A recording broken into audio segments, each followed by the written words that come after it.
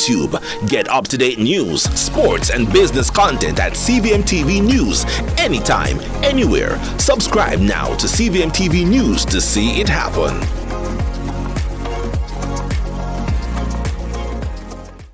Many strides, one dream, many heartbeats, one pulse. Sagicor, celebrating Jamaican success.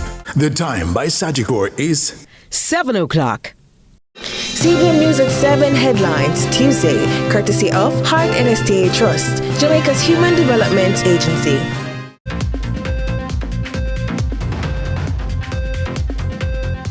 Tonight in CVM News at 7, fatal shark attack, a teen's tragic summer swim. Breakthrough in Cojo Hill shooting, one charged, several others identified. And the Prime Minister dismisses concerns about the imminent departure of his finance minister. Also this evening, rising concerns about rising food prices. In the business report, a new era in public transport. And in sports, Jamaicans in action at World Athletics Under-20 Championships in Peru.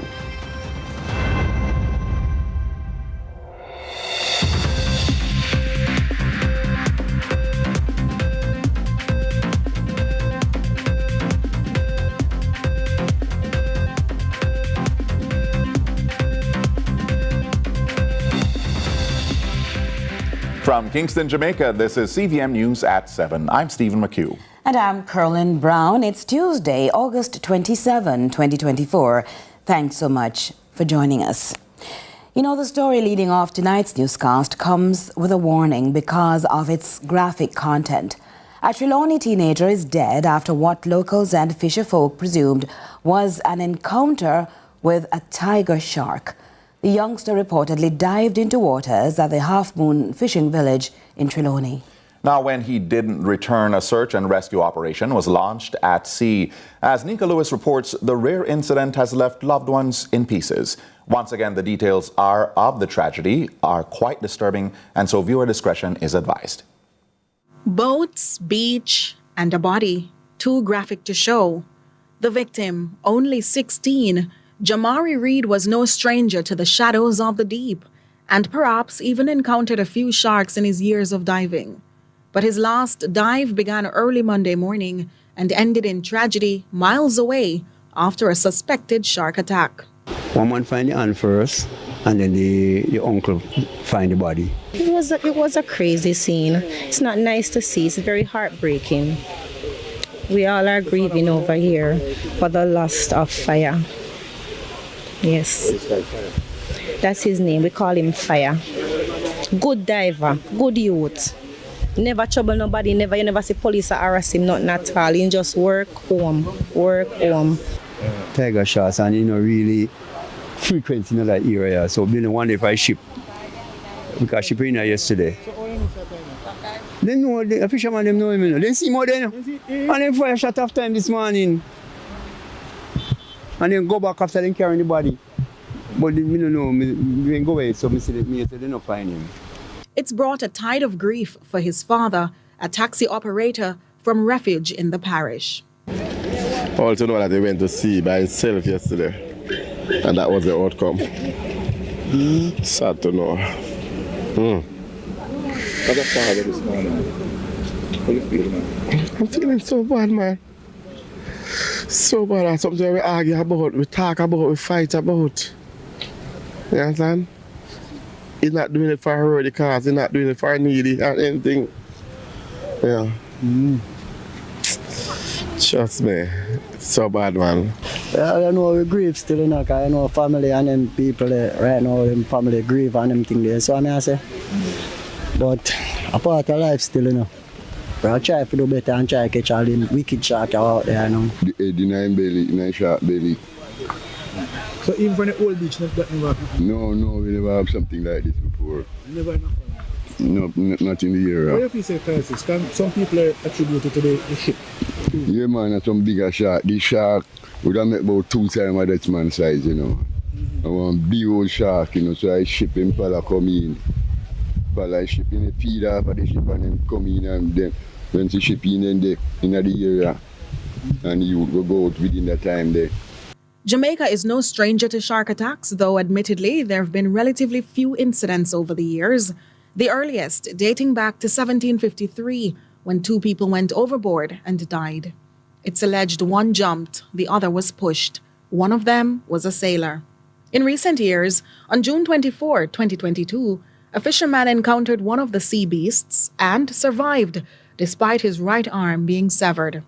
Locals at the Trelawney fishing village have been piecing their own theories, but finally, a safer suggestion that could prevent any recurrence. Make certain when the ship them come in, be careful of the diving when the ship come in, because some bigger sharks coming in, a tiger shark, you know.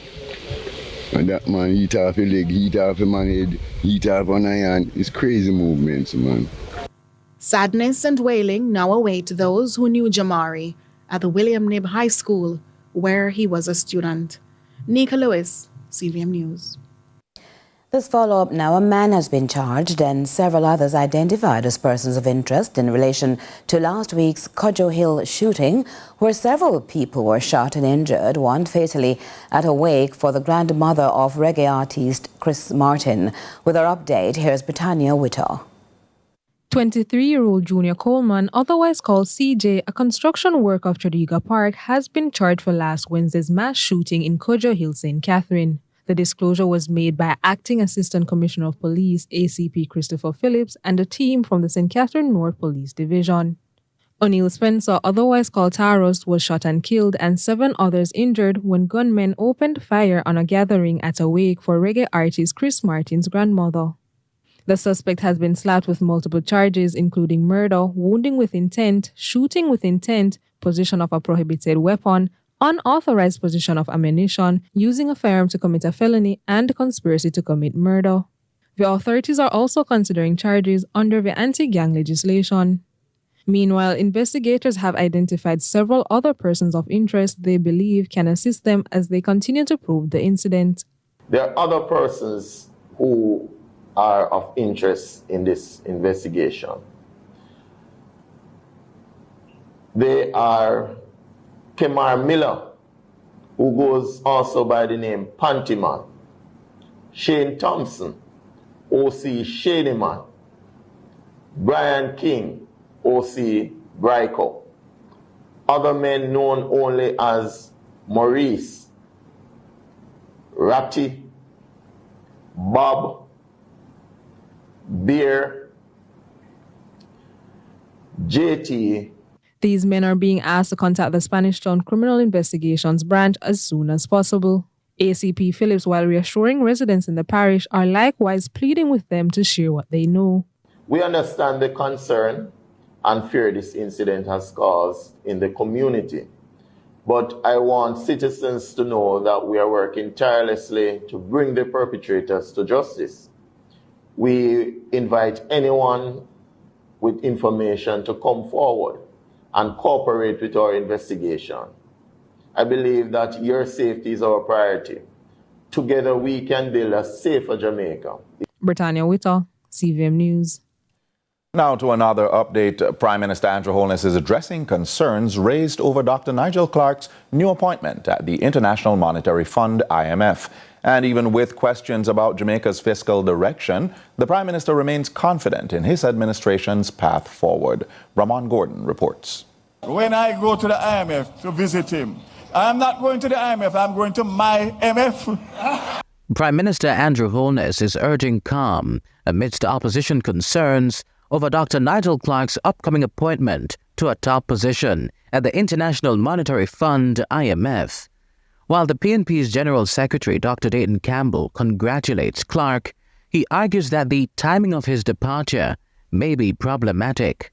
Dr. Clarke's departure comes at a critical juncture for our country as we face serious economic challenges, including the spiraling cost of living and the negative growth impact of the recent hurricane. We are constrained to ask whether his move at this time signals the abandonment of a sinking ship, leaving the Jamaican population to grapple. At the handover of 100 government-financed CNG buses in St. Catherine today, Holness rubbished that charge, hailing Clarke's appointment as a shining achievement for his administration. So I am not concerned. I'm happy that one of my cabinet members, which validates our efforts, can be tapped for such a high position. If ever there was an endorsement of a government's policy, that is it. On the matter of policy continuity, Holness expresses equal enthusiasm. Minister Clark and myself have worked very hard to ensure that nothing that we do is personality-based. And we don't depend on one man alone. We have a diverse leadership pool. And my job as Prime Minister is to continue to scout the country for the incredible talents that exist. Prime Minister Andrew Holness has yet to name a replacement for Clark. However, speculation is rife, with many pointing to current Education Minister and former State Minister in the Finance Ministry, Favour Williams, as a strong contender. The outgoing Finance Minister made his first public appearance following the IMF announcement Tuesday, hailing the latest effort from the Transport Ministry to bolster the Jamaica Urban Transit Company's fleet. The macroeconomic fundamentals today are better than at any time in the last 50 years. And people ask, how does it affect me? Well, how it affects you is 100 buses to transform the transportation system. He will be there to give us any advice that we need. But whoever is his successor is getting sound fiscal policies that will allow the country to continue on the trajectory that this gentleman has led through the Ministry of Finance. Ramon Gordon for CVM News. More to come on CVM News at 7 after the break.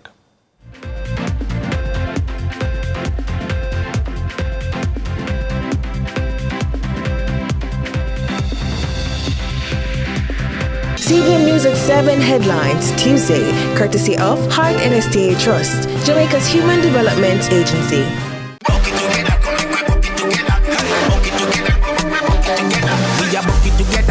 Everybody out, fried chicken with a pre-bucket for the crew. Share a bucket together, everybody go live. Spicy original when we online. Bucket together to the new dance craze. Taste explosion bursting with flames. When we a bucket together, it put you in a good mood. Every moment you share is finger licking good. Bucket together, come make we bucket together.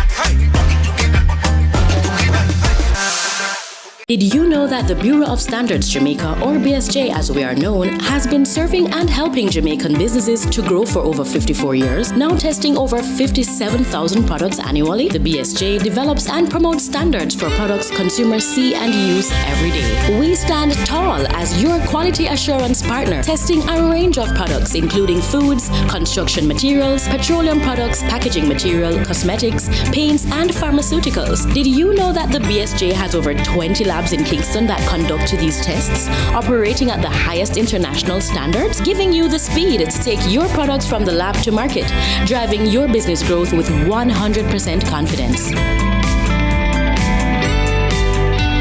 Yeah man, make some noise because Burger King Double Deal Big 2 is back. The $16.50 you get 2 whole Burger King combo is a win-win. Big 2 combos, Whopper Junior Cheese with bacon, American Chicken Sandwich or Big Fish Sandwich combo for only $16.50. Spend one money, win 2 times. Food for me, I'm a party, or just for me, cause me hungry right now. Myself and I go hungry later. You see it? One money, 2 food. One money, 2 food. Win-win. Burger King Double Deal Big 2. CVM News at 7 Tuesday, brought to you by KFC. We are bucket together, it puts you in a good mood. Every moment we share is finger licking good.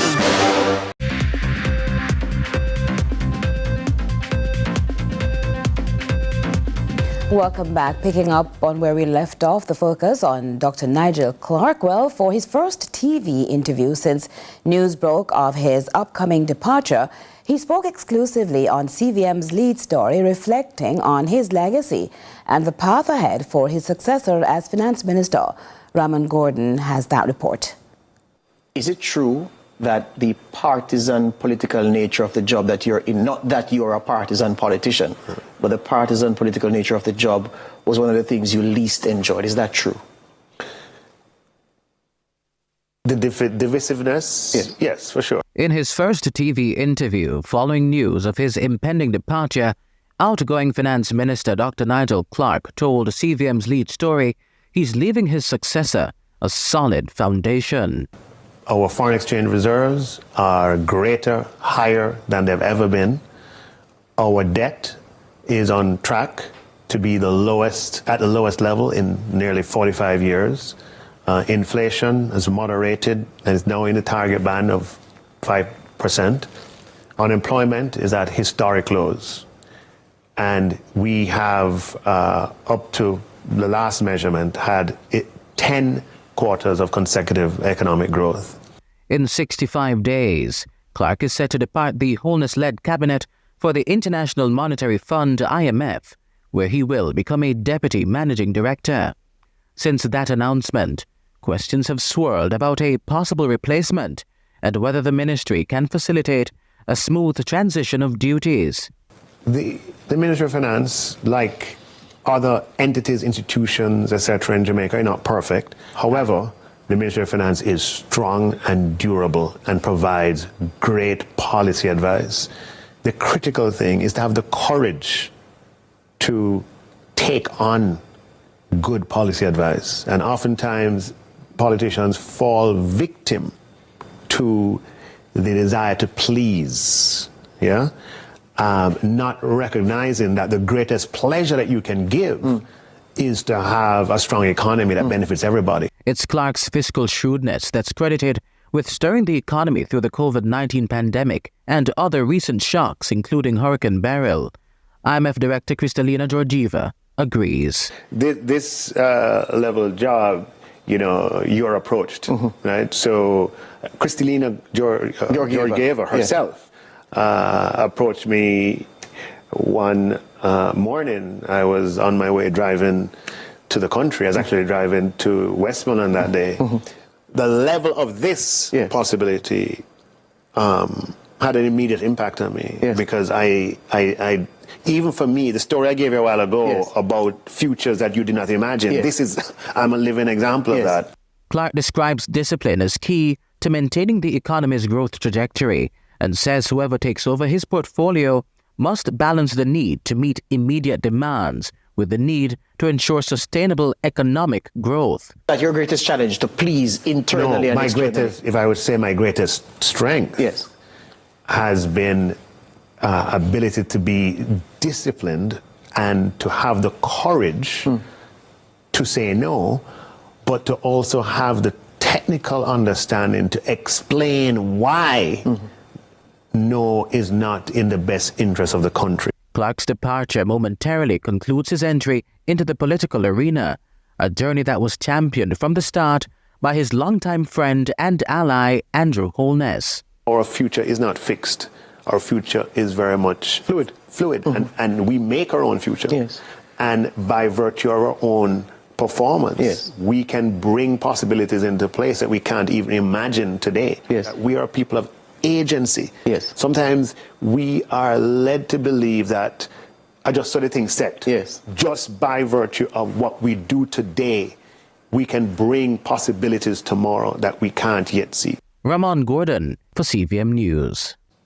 Some news on agriculture now. As the sector's recovery from Hurricane Beryl continues, concerns have been raised about the rising prices of produce at the markets and on the shelves.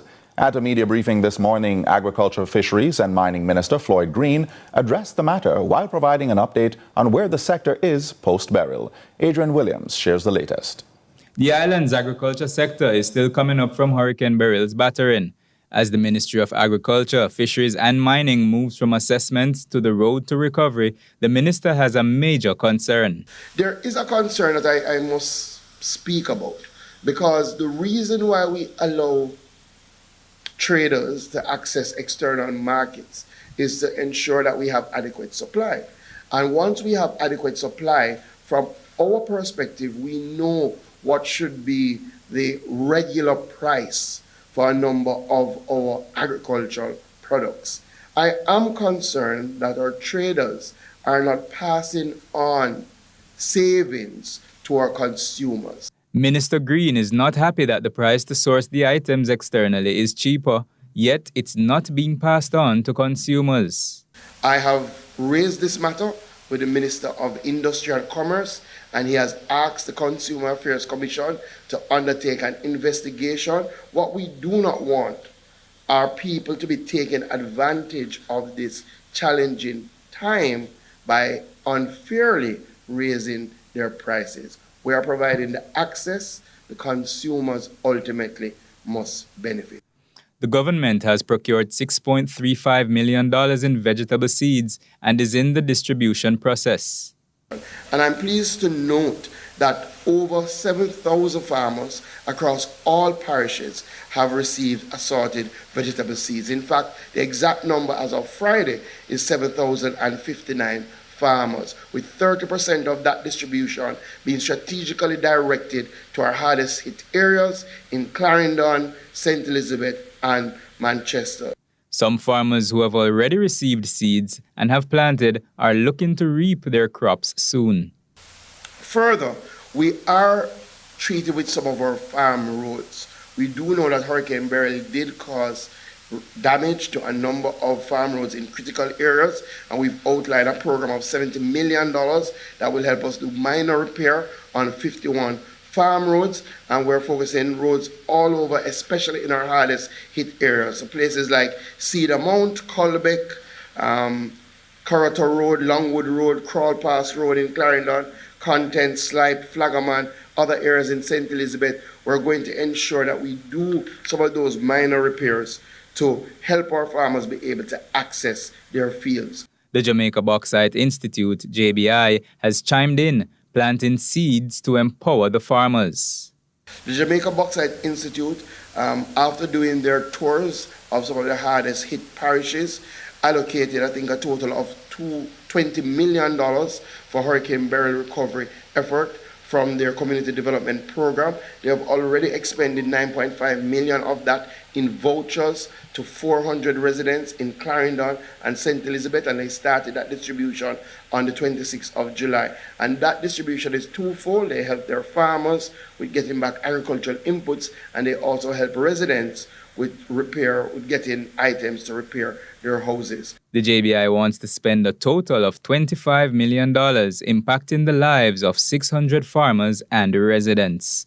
Adrian Williams for CVM News. The business segment is up right after this break. Stay with us.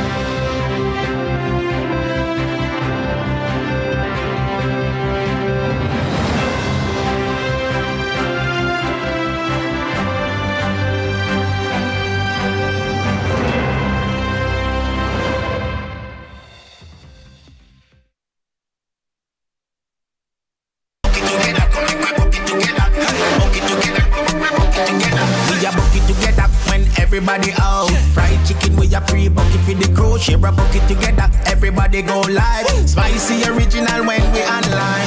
Bucket together to the new dance craze. Taste explosion bursting with flame. When we a bucket together, it put you in a good mood. Every moment to share is finger licking good. Bucket together, come make we bucket together. Hey, bucket together, bucket together.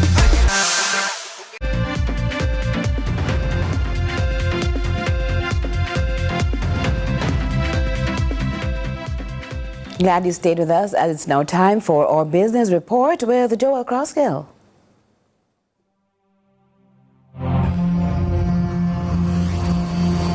Lots to share with you in the business report today. A sliding doors moment as Prime Minister Andrew Holness and outgoing Minister of Finance Dr. Nigel Clark enter one of the 100 newly acquired compressed natural gas CNG buses at the official handing over ceremony for the Jamaican Urban Transit Company. The journey to this point in Jamaica's public transport development history has been a combined effort, primarily charted and navigated by Minister with responsibility for transport Darrell Vaz, who signposted some of the added capacities intended to characterize a new age in citizen commute. Every bus you see here today means more jobs, less waiting time, more productivity, safer commute, and improved service and comfort. This is not trickle-down economics. Prime Minister, with the commissioner of these 100 buses, we have already expanded the Montego Bay Metro fleet from 6 to 18 buses. This is an increase of 200%, not a trickle. These buses will serve the parishes of Hanover, Westmoreland, Trelawney, and St. James, and Montego Bay Metro currently transports daily, between 47 and 55,000 commuters. With this improvement, Montego Bay Metro will now serve 80 to 100,000 commuters per day, almost a 100% increase. As a matter of fact, 113%. This will also see the expansion of the Metro service from the existing 5 school routes to 9 school routes. In the past, reports of commuters waiting hours for a bus were far from uncommon in recognition that productivity losses as a result of a depleted and inefficient system must be resolved. Prime Minister Holness shared a capability of the new fleet that has the potential to provide a degree of certainty previously uncommon to the Jamaican landscape. The bus is also being geo-tracked, meaning it is possible to see the bus en route, and that functionality is not just for route management and for security, but it offers a great convenience, because I understand, Minister, there is an app that you will be able to track your bus on the app, so that helps you with time management. You know where the bus is and you know what time whether the bus is crowded, and you will know even that level of detail, the number of persons who are seated. So it's bringing Jamaican transportation into the 21st century. One in which carbon emissions are also of increasing concern, which is why, in part, the decision to transition from diesel-powered buses to compressed natural gas was taken. It costs $60,000 to fill one diesel bus, compared to $20,000 to fill the same bus with CNG. So we save 40,000 Jamaican dollars per bus, per fill. Just imagine and multiply that by the fleet, and you will see where we are. So that is $4 million each time we fuel 100 buses, which we do every day. I wonder if you understand what I just said. If you multiply by 365, because the buses run 7 days a week, that's too much for me to calculate. I need Nigel to help me with that. But just imagine what you can do with that savings to improve the efficiency of JUTC and help, because the money is coming from the consolidated fund. So how much more roads, how much more water supplies, how much more services can we improve for the Jamaican people? It's part of a philosophy that Prime Minister Holness hopes generations of Jamaicans will come to appreciate. Our generation, my generation, the post-independence generation, must make the contribution to settling Jamaica's economic independence. And for one son of the soil who will soon be taking on a new challenge at the International Monetary Fund in Washington, the work of his ministry has paved the way for a more robust template for development intended to serve Jamaica well and guide it towards that ambition. Our structures and procedures work. No longer are we able to stand on a platform and say, tomorrow morning, we're going to get you 50 buses. And you go and you call the Minister of Finance and no planning, no order. That's not the Jamaica of today. Not the Jamaica that delivers economic stability. Today, we have a public investment management system where you have to justify why you're making this capital expenditure. How is it going to benefit people? I understand the cost today, but what about the cost tomorrow? What are your plans for maintenance? How are you going to deal with these uncertainties and things that might arise? A rigorous process. For some people, it is daunting. And a bad workman always blames their tools. And that was your business report. I'm Joel Crossgill.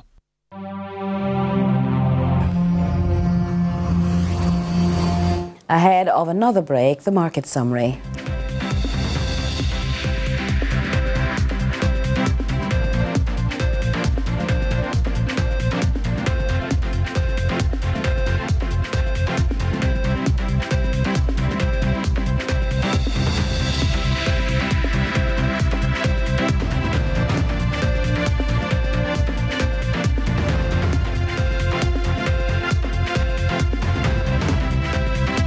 together, it puts you in a good mood. Every moment we share is finger licking good. The time by KFC is 7:30. You know what's sweet? The new pack sweet living promotion. Win great prizes. Send in 5 new pack labels. Fill out the tagline. New pack, more than just value. Time for live sweet. Enter the new pack sweet living promotion. June 16th to August 31. See the price for more details. Authorized under Section 58.3 of the Betting Gaming and Lotteries Act. Papa Jesus, insurance gone up again? Go faster. It gas our insurance. Driver, let's go. Do you really want to stick with the same old insurer? For the first time in Jamaica, taxis, minibuses, coasters, whatever you drive, MIBinsure.com will find you an insurer who will slash your premium by up to 60%. They all claim to save you money, but only MIB Insure actually can. Switch to MIBinsure.com today and save serious money. This is the Aedes aegypti mosquito that spreads the Zika, chikungunya, and dengue viruses. Search for its breeding sites and destroy them. This is the Aedes aegypti mosquito that spreads the Zika, chikungunya, and dengue viruses. Protect yourself from the bite of this mosquito. A message from the Ministry of Health and Wellness. Amazing 4 Cheesy Bites Pizza. Make your summer pop with Pizza Hut Amazing 4 Cheesy Bites Pizza. Chicken chunk, vegetarian, Hawaiian, and pepperoni. With a crust of 28 cheese-filled bites served with a 2-liter Pepsi. Also available in barbecue. Pop, bite, enjoy. Pizza Hut, now that's delivery. Back to CVM News at 7. Here's a recap now of some of our major stories. A Trelawney teenager is dead after what locals and fisher folk presumed was an encounter with a tiger shark. The youngster reportedly dived into waters at the Half Moon fishing village. When he did not return later that day, an at-sea search and rescue operation was launched. A man was charged and several others identified as persons of interest in relation to last week's Cojo Hill shooting, where several people were fired on at a wake being held for the grandmother of reggae artist Chris Martin. And Prime Minister Andrew Holness has addressed concerns over Dr. Nigel Clarke's new appointment at the International Monetary Fund, the IMF. He says he remains confident about his administration's path forward, despite Dr. Clarke's soon departure.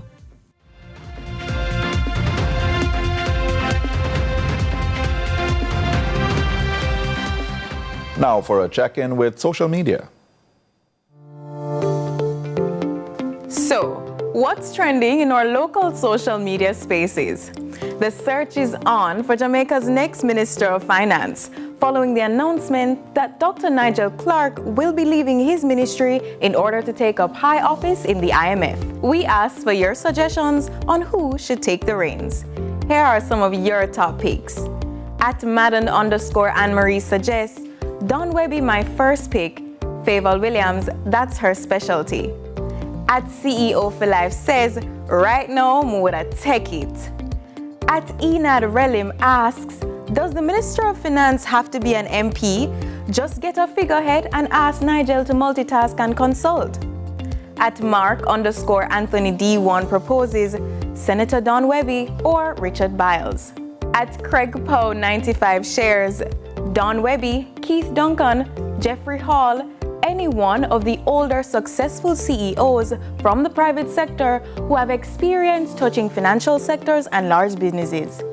It could also be Aubin Hill, but that would leave his ministry empty.